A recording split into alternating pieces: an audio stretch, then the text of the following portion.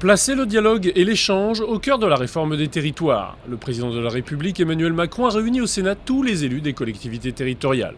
Nassima Dindar a bien sûr fait le déplacement. Pour le département, les réformes sont nécessaires et chaque acteur local doit pouvoir y participer à sa façon.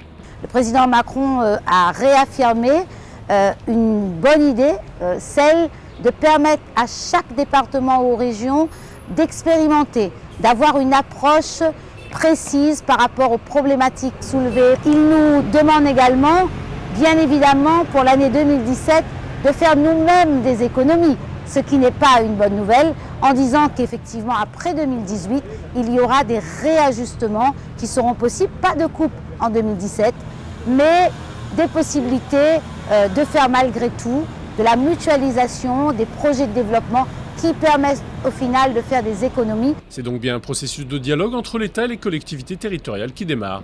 Le Premier ministre l'a affirmé. Aucune décision affectant les collectivités locales ne soit prise sans y être discutée.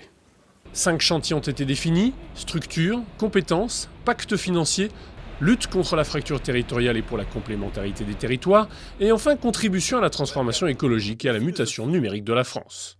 Dans ce climat de tension des collectivités locales, inquiètes pour leurs finances, la Réunion subit un contexte particulier car réduire le coût des prestations sociales demeure difficile. Le département de la Réunion, nous sommes confrontés à des dépenses sociales qui augmentent, principalement pour les allocations individuelles de solidarité, dont fait partie le RSA, puisque notre RSA continue à augmenter, puis l'APA, l'allocation personnalisée à l'autonomie pour les personnes âgées.